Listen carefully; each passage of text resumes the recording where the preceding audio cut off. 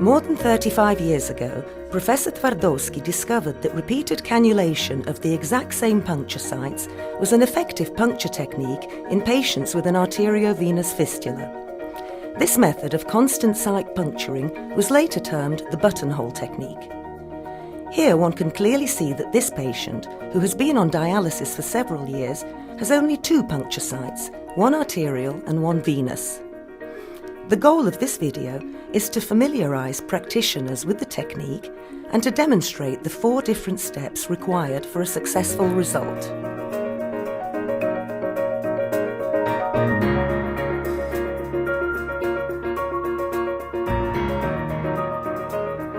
The first step involves carefully choosing both the arterial and venous cannulation sites.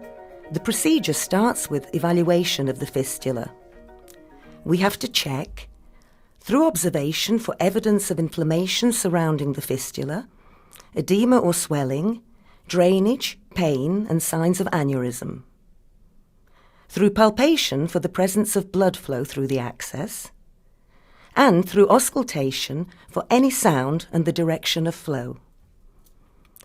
We will subsequently look for healthy and, if possible, straight areas which are easy to cannulate. A distance of 6 to 8 centimetres should be respected between the 2 cannulation sites. Wash and preferably scrub the cannulation sites with soap, then rinse and dry. Thoroughly disinfect the cannulation sites, respecting the contact time of the antiseptic agent. The second step of the technique involves making the very first puncture or cannulation. Start by thoroughly disinfecting the cannulation area. Apply a tourniquet and palpate the vessel to be cannulated. Re-disinfect the cannulation sites. Cannulation is performed with a normal sharp fistula needle at an angle depending on the depth and anatomy of the fistula, and thus varies with each patient. Tape the needle and check for any flashback of blood. It is essential that cannulation site selection and the first cannulation be performed by experienced practitioners, as the success of the technique depends on it. After the first session, needle removal should be performed at the same angle as the insertion angle. Apply pressure to the site when the needle is removed entirely. When hemostasis is achieved, disinfect the cannulation site thoroughly and gently slide the biohole plug, a thumbtack-shaped plastic peg or pin, toward the vessel, along the same path as the puncture needle that has just been removed.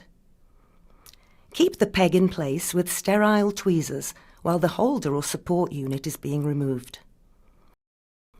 A compressive dressing covers the plug. The plug will not be removed until the next session. The biohole plug facilitates creation of a scar tissue tunnel track and allows easy recannulation respecting the same insertion angle. As you will see, a biohole plug will be systematically used until at least the 6th dialysis session. Showering is permitted with the scar tissue tunnel track and biohole plug, as long as a plasticized hermetically sealed dressing is used to protect the puncture sites.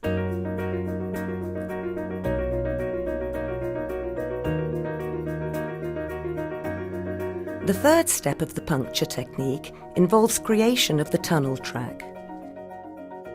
The procedure will be performed from the 2nd session onwards until at least the 6th. Longer utilisation of the biohole plug may be necessary in some patients. First, remove the dressing. Gently disinfect the skin around the biohole plug and the cannulation site. Using a gauze swab or sterile tweezers, carefully remove the biohole plug. It is important to re-disinfect the puncture site at this stage. Keep the skin taut without pulling while carefully sliding a sharp needle through the track left open by the biohole plug, preferably holding it by the tube. It is important to insert the needle into the exact same spot as the first cannulation, remembering that the angle of insertion must be the same to continue creation of the scar tissue tunnel track. Always secure the needle. At the end of dialysis, remove the needle at the same angle as the angle of insertion. Apply pressure to the site when the needle is removed entirely. When hemostasis is achieved, disinfect the cannulation site thoroughly and gently slide the biohole plug toward the vessel along the tunnel track. A compressive dressing covers the plug. The plug will not be removed until the next session.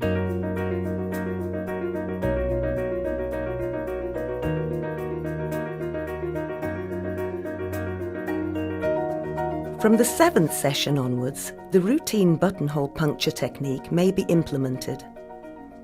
Wash and preferably scrub the cannulation sites with soap, then rinse and dry.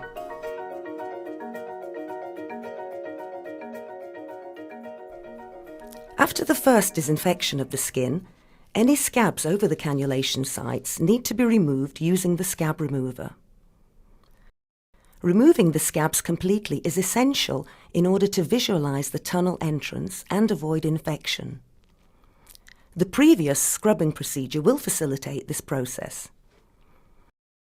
The second disinfection of the puncture sites must now be done.